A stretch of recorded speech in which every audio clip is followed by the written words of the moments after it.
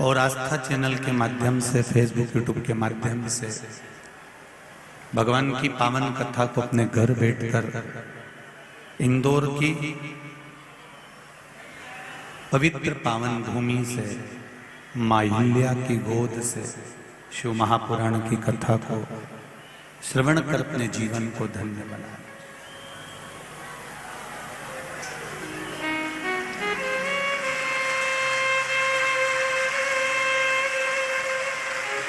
बड़ी मुश्किल से कहीं परमात्मा की कृपा से ये योग लगा है जो इंदौर में एक नंबर में कथा श्रवण करने का सुख प्राप्त हो रहा है। चोंगे जैसी आवाज आ रही है तो थोड़ा ठीक लगा जाए।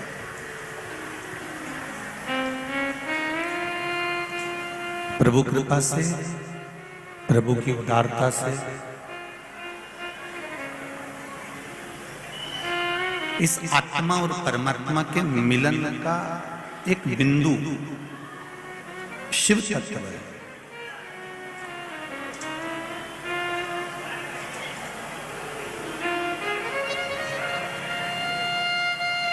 मान लो मानव का शरीर मिल भी गया, मानव की देह प्राप्त हो भी गई, और मानव की देह प्राप्त हो जाने के बाद भी अगर हम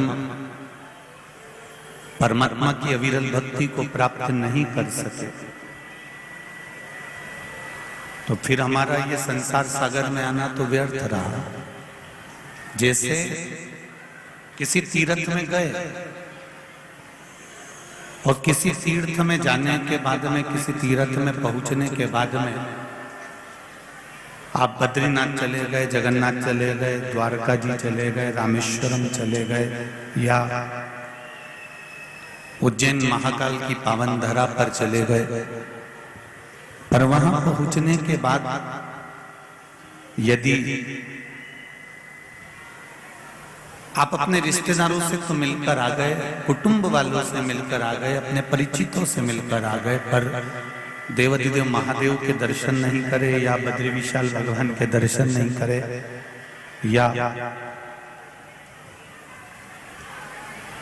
हम जिस तीर्थ में गए हैं उस तीर्थ में पहुंचने के बाद हमने उस भगवान का स्वरूप का स्मरण ही नहीं किया, तो फिर उस तीर्थ में जाने से फायदा क्या हुआ? उसी तरह मनुष्य की देह मिल जाए, मानव का शरीर मिल जाए, और मानव का शरीर प्राप्त करने के बाद यदि हमने इस मनुष्य शरीर से शिव भक्ति को धारण ही नहीं करा,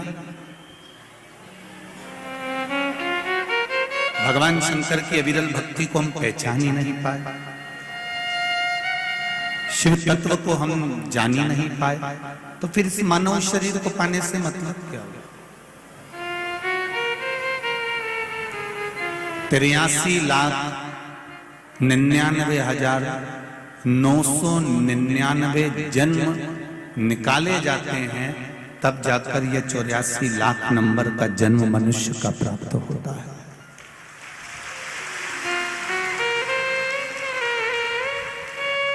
तिरासी लाख 99,999 जन्म निकलने के बाद यह मानव का शरीर मिला।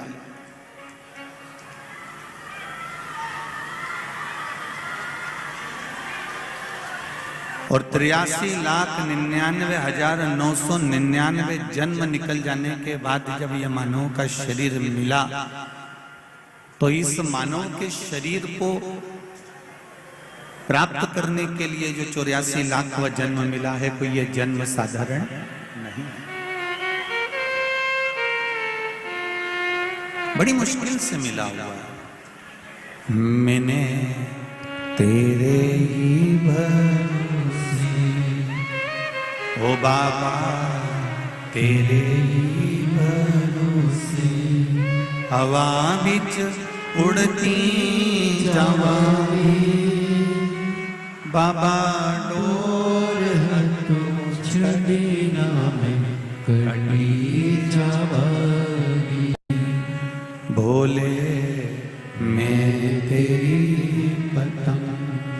शंभु में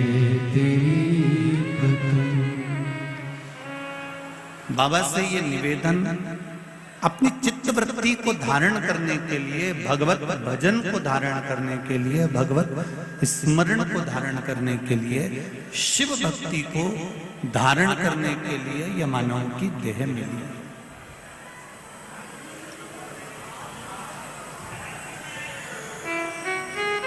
और यदि इस मानव की देह को ही हम व्यर्थ में गंवा दें तो फिर जीवन नरक है।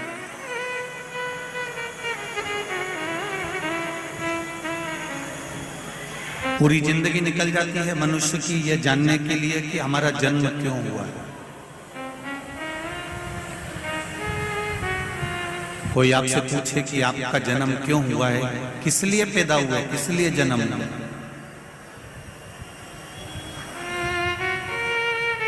आपके और हमारे जन्म का कारण क्या है? क्यों मृत्यु लोक में आ गए, क्यों जमीन पर जन्म हो गया, क्यों पृथ्वी पर आ गया?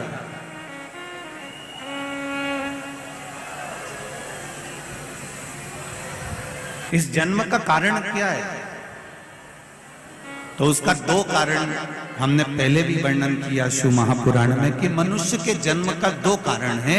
एक पूर्व में किए हुए कर्म का भोग भोगने के लिए, और दूसरा भगवान का भजन करने के लिए यह मानव का शरीर।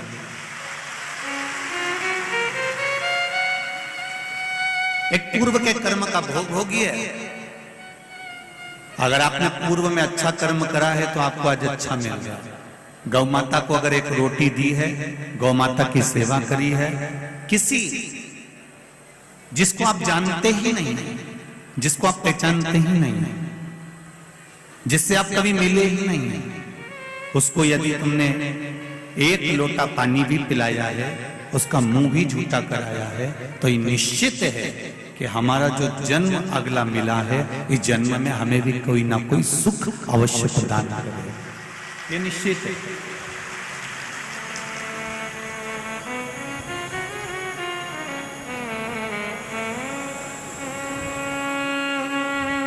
देवरानी और जेठानी के जो रिश्ते होते हैं, कुटुंब और परिवार के जो संबंध होते हैं, रिश्ते होते हैं, शिव महापुराण की कथा कहती है ये जो रिश्ते बनते हैं ये हमारे पूर्व के कर्म के अनुसार बनते हैं।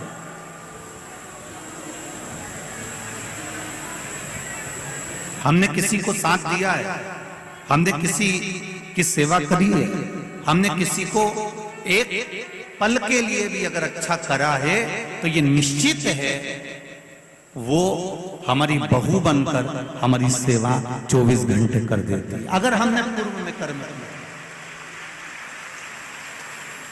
अगर हमने अच्छे कर्म किए और अग्रण्य हुए हैं तो उसका फल हमको जरूर मिलेगा। और यदि हमने पूर्व में जो कर्म करा है, पूर्व में अगर किसी का बुरा करा है तो निश्चित है कि आज हमें भी बुरा ही मिलेगा। इसको आवाज आ रही है, इसको बंद करवा दें। पूर्व के कर्म का हमें भोगने को मिलता है।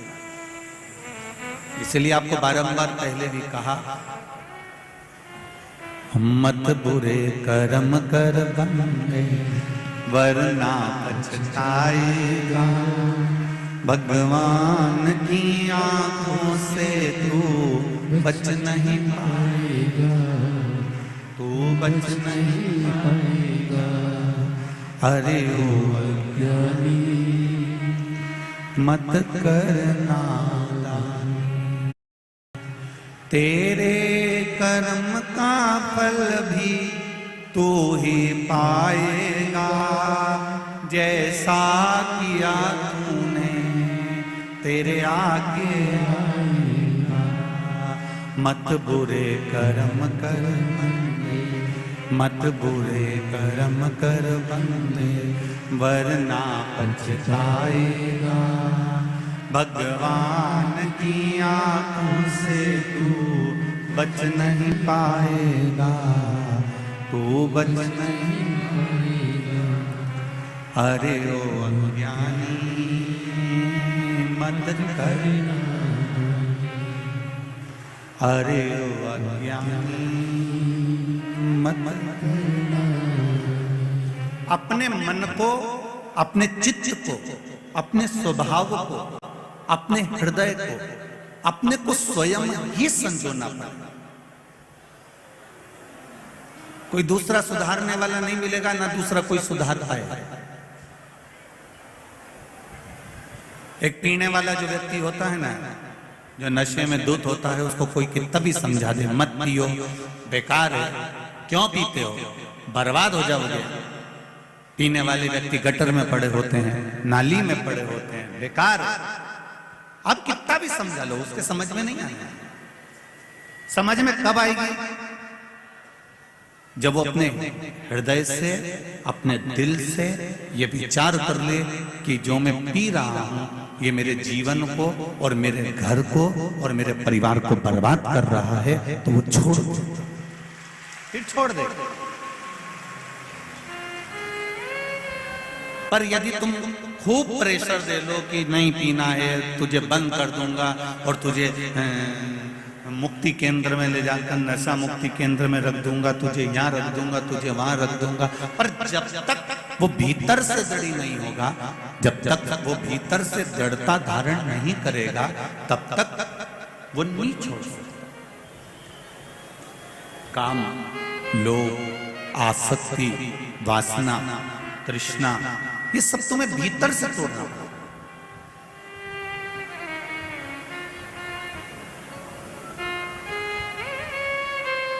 अभी कथा में आए हो, 2 बजे कथा चालू हुई, तुम सुबह 8 बजे से कंगी पार्टी कर पूरा के तैयार मैयार हो हुआ के और पहुंच गए। अब सुबह 8-9 बजे से तुम तैयार हो के कथा में बैठे। कितनी पहले से तैयारी करी, तब जाकर 2 बजे कथा चालू हुई, 5 बजे विराम हो जाएगी। आप अपने अपने घर को चले जाएंगे, रात्रि सोएंगे, सवेरे उठ के फिर तैयारी चालू हो जाएगी। और किसी किसी ने तो कथा चालू भी नहीं हुई थी, उससे पहले तैयारी कर ली थी कि मैं तो कथा में जाऊंगी, बाकी का रसोई घर तू देख लेना। किसी ने कर ली। कोई चतुर थे तो उन्होंने पहले से तैयारी करके रख ली कि देखो अब मुझे जाना है, दिवाली आती है हम पहले से तैयारी कर लेते हैं, होली आती है हम पहले से तैयारी कर लेते हैं, ब्याह आता है हम पहले से तैयारी कर लेते हैं, नाना नानी छोरा छोरी की शादी आई, ब्याह आया, जन्मदिन आया, तो हमने पहले से तैयारी की।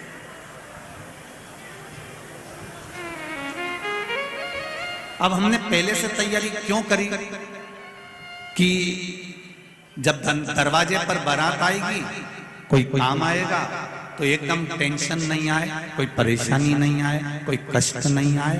हम एकदम तुरंत, कोई ने कहा हल्दी ला के दो, हम हल्दी ला कर दे दें, कोई के मेहंदी ला के दो, मेहंदी ला के दे दे, कोई के हमको ये चाहिए, हम वो निकाल। ये तैयारी आपने करी। उसी तरह पशुपति व्रत कर कर शिव जी को 1 लोटा जल चढ़ाकर, शंकर भगवान को 1 बेलपत्री समर्पित कर कर, ओम नमः शिवाय पंचाक्षर मंत्र बोलकर,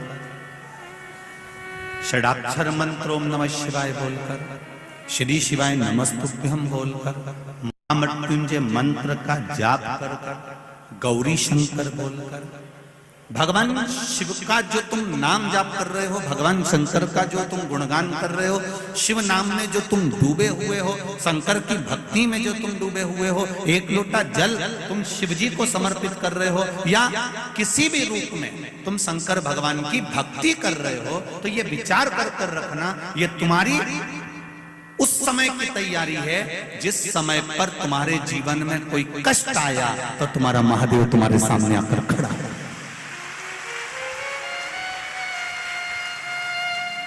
तुम्हारे जीवन में अगर थोड़ा सा भी कष्ट आया तो महादेव सामने आ गया।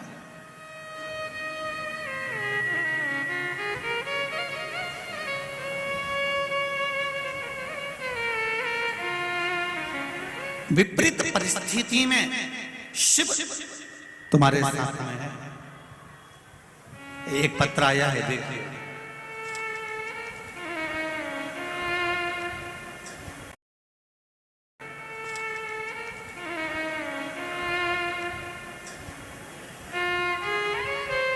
मेरा नाम तारा गोयल है। मैं राजनगर इंदौर में रहती हूँ। तारा जी गोयल कहीं बैठी हो तो खड़ी हो जाए, कहीं अगर बैठी हो। आप ही हैं? दोनों हाथ हिला दो एक बार। श्री शिवाय नमस्तुभ्यम। एक बार दोनों हाथ ऊपर करके ऐसे हिला दीजिए, ठीक है। श्री शिवाय नमस्तुभ्यम। मेरा नाम तारा गोयल है। मैं राजनगर इंदौर में रहती हूँ। गुरुजी, मेरा बेटा पिछले 2 साल से सरकारी नौकरी की परीक्षा पास करने के लिए प्रयासरत था और फिर उसने पुनः नौकरी के लिए अप्लाई करा। तब सरकारी नौकरी की परीक्षा बाबा की कृपा से पास कर लिया था, परंतु उसकी नौकरी का आदेश नहीं आ रहा था, जिससे मेरा बेटा व मेरा परिवार बड़ा हताश हो चुका था। 2 साल से परेशानी चलते चलते मुझे मेरी भाभी के माध्यम से पता चला कि शिव महापुराण की कथा सुनो। मैं पिछले 1 वर्ष से टीवी के माध्यम से नियमित कथा सुन रही हूँ। मैंने भी पशुपतिनाथ का व्रत किया। आपके द्वारा कथा में बताए गए पूजा एवं विधि का गुरुजी शिवजी की ऐसी कृपा हुई कि मेरे बेटे का सरकारी नौकरी का आदेश आ गया और मेरे बेटे की सरकारी नौकरी लग गई। बैठिए बहन जी। श्री शिवाय नमस्ते। तेरी कृपा बिना न हिले एक भी, लेते हैं श्वास तेरी कृपा से तनु। आपका चित्त, उन्होंने पशुपतिनाथ का व्रत किया, शिवजी का 1 लोटा जल चढ़ाया, भगवान शंकर को समर्पित करा। पर एक निवेदन आप सबसे, जल तो चढ़ाना पर छल से मत चढ़ाना। अगर छल कर किसी का हमें बुरा करना है तो हमने जल चढ़ा दिया, या मेरे घर में मेरे को इसका बुरा करना है तो जल चढ़ा दिया, या मन में कोई कपट रखकर, कोई पाप रखकर, कोई छल रखकर, कोई बेईमानी रखकर, कोई भीतर प्रपंच रखकर यदि हम शिव जी को 1 लोटा जल भी चढ़ा रहे हैं तो उसकी कोई महत्वता नहीं। निष्कपट भाव, निर्मल मन से, निर्मल हृदय से आप शिव जी को रिझाइए।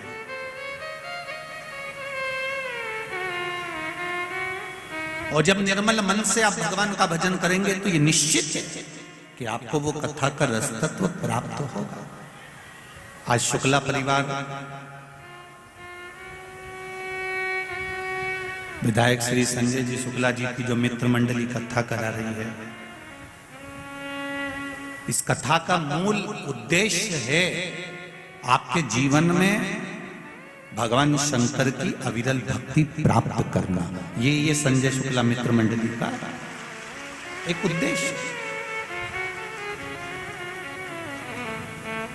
और कितनी पवित्र भूमि पर आप लोगों का निवास है, जरा देखिए। इंदौर में इधर महाकाल बाबा बैठे हैं, इधर ओमकारेश्वर बैठे हैं, इधर क्षिप्रा मैया, इधर नर्मदा मैया, और बीच में इंदौर वाले बैठे हैं।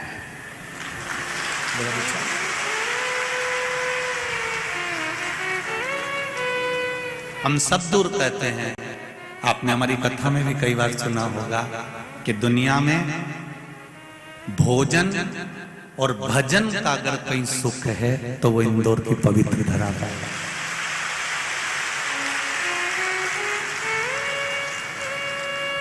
यहाँ पूरे इंदौर में कहीं का मुंगेरी लाल का हसीन सपना दिखता ही नहीं है। पूरे इंदौर के लोग जितना इनको खाने का शौक है उतना इनको खिलाने का शौक है। ये नियम है इंदौर का। और जो एक बार यहां से खाकर चले जाता है वो दूसरी बार तुम्हें बस केवल खाने के चक्कर ही नहीं आता। ये इंदौर की पवित्र बात। और दूसरे नंबर पर यहाँ का भजन। एक एक मोहल्ले में, एक एक मंदिर में जितने जवान छोरे होन, युवान बेटे होन, कार्यकर्ता होन, जितने अग्रणी नहीं होते, उतने इंदौर के जितने मंदिर हैं, उस मंदिर में जितनी माताएं आती है, उन्होंने अपना छोटा छोटा महिला मंडल बना के रखा है और ऐसा भजन गाती है कि अच्छा अच्छा भजन गायक को पीछे। और इन्हें किसी से मतलब नहीं। मंदिर में 15 माताएं बैठ गई, 10 बैठ गई, ढोलक और मंजीरा लेके जो बैठी वो नाच भी रही है, गा भी रही है, उसे कोई मतलब नहीं। आग लगे बस्ती में अपन रहे हो मस्ती में, उसे कोई मतलब नहीं कौन क्या कर रहा। और अभी अभी शिव पुराण सुन सुन के तो माताएं ऐसी हो गई कि शंकर जी अपना और अपन शंकर जी के, बस अपने किसी से मतलब नहीं। अगर ये शंकर जी के पास बैठी है फिर तो इसको कोई छोड़ नहीं सकता, इसको छोड़ना नहीं सकता। अच्छा, उधर खड़ा हुआ व्यक्ति, कई कई जेंट्स लोग आते हैं तो वो आग भी दिखाते हैं।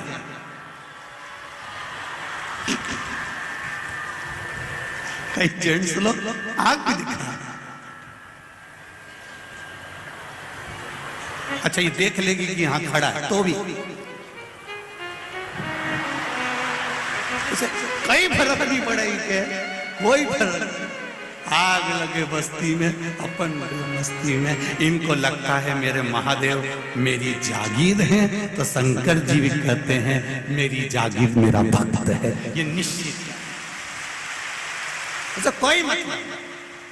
भजन और भोजन का जो सुख है, मेरे इंदौर के निवासी खिलाना भी जानते हैं और खाना भी जानते हैं, और भजन में ऐसे डूबते हैं, ऐसे डूबते हैं मेरे इंदौर वासी भजन में। कोई इनके भजन का स्मरण तो करे, कोई इनकी भक्ति का स्मरण तो करे।